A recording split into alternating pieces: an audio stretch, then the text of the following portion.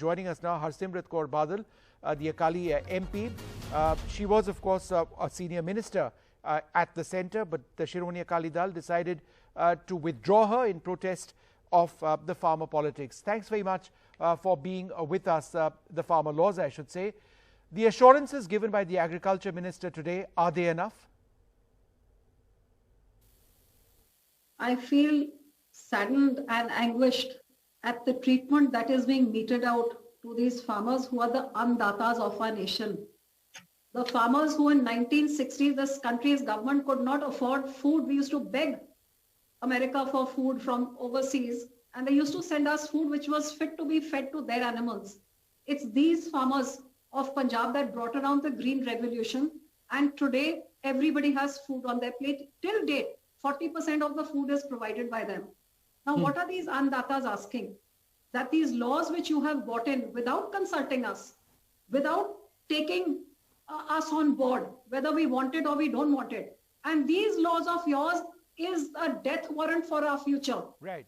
We beg of you, please take these laws back, make in the required changes, number one, and then bring in the law. And number two, minimum support price, which is decided by the government, which is the minimum price for a farmer to sustain himself, to stay alive and feed his family, and not be pushed towards suicide. Please make this a statutory and legal right. This is all they are asking. And what is the can they be a minimum support price without changing the laws themselves, an assurance on MSP without changing the laws, going ahead or beyond what the Prime Minister has said in the past? Would that be an acceptable way forward?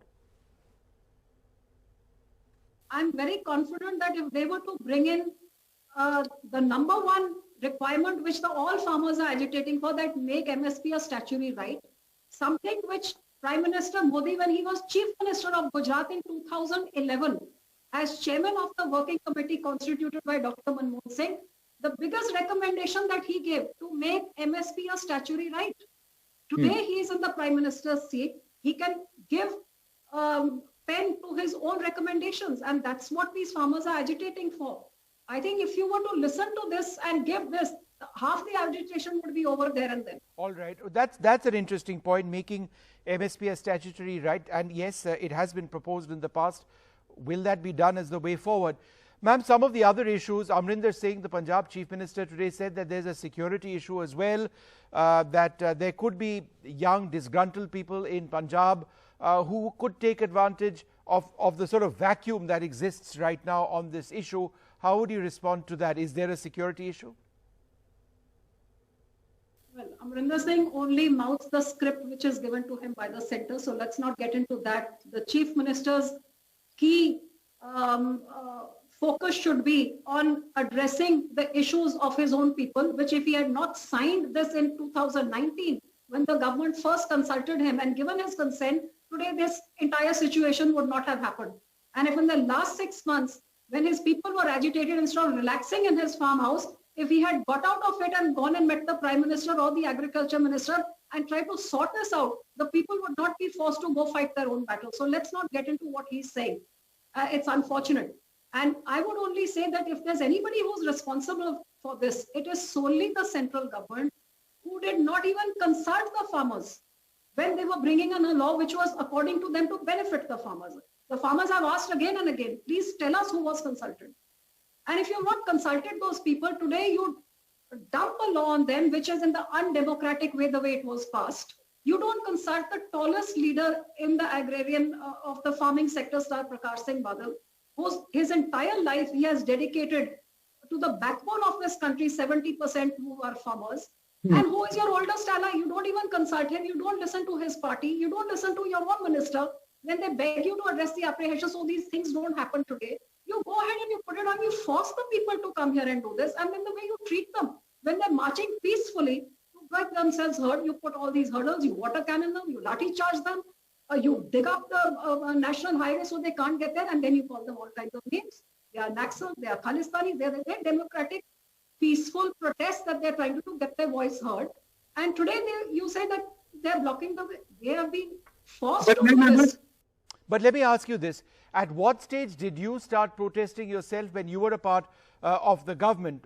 Why did it have to become three separate laws, after which the Shiromani Akali Dal decided to withdraw you as a minister. Why didn't you protest earlier? So Vishnu, let me categorically state here that on the 25th of May 2020, which is for the first time that the file came from the Agriculture Ministry to the Ministry of Food Processing Industries for my comments as to how this law impacts the food processing industry. And as food processing minister, these laws may have been very good, but coming from Punjab and understanding what it means for the farmers, if you look at my notifications on the file, I have clearly said that please do not come up with any such laws unless the stakeholders are consulted because they have grave apprehensions.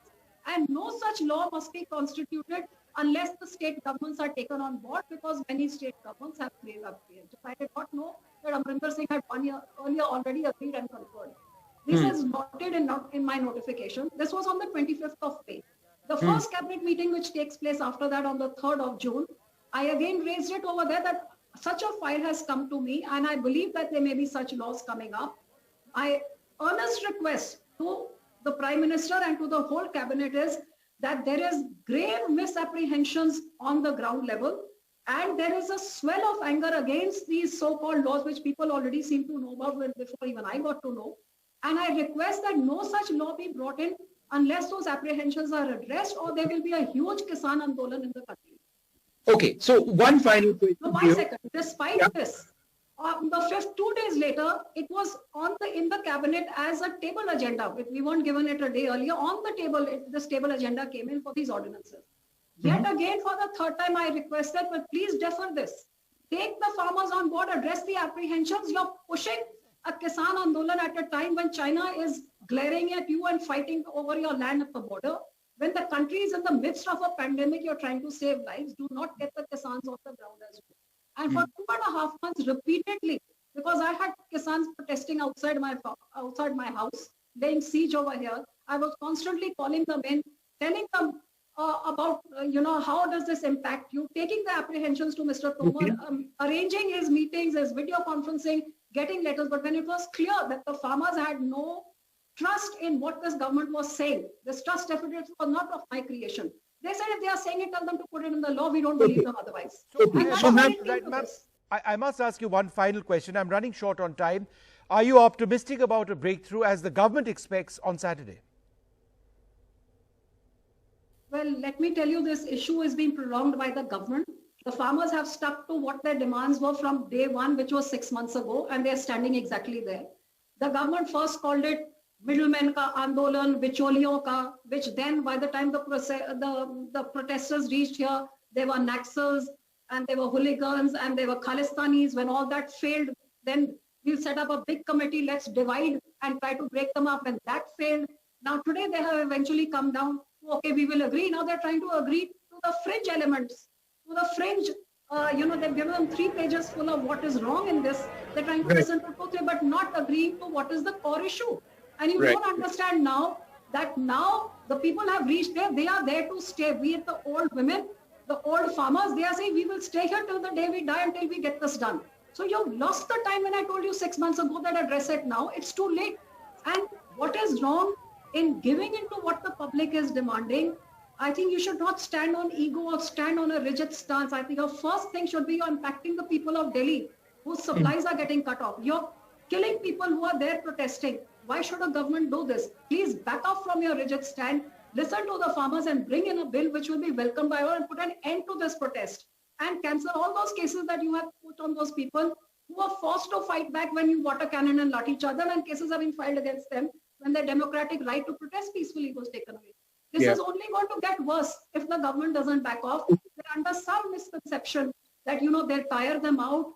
They will give them some crumbs off the table and this whole thing will die down. It's going nowhere. Okay, well, I'd like to thank you very much for being with us tonight, ma'am. It's not going anywhere. Hopefully it'll get resolved one way or the other. You indicate quite clearly the farmers are here to stay until their issues are resolved. We'll take a short break. Sanket Upadhyay comes up next. Stay tuned.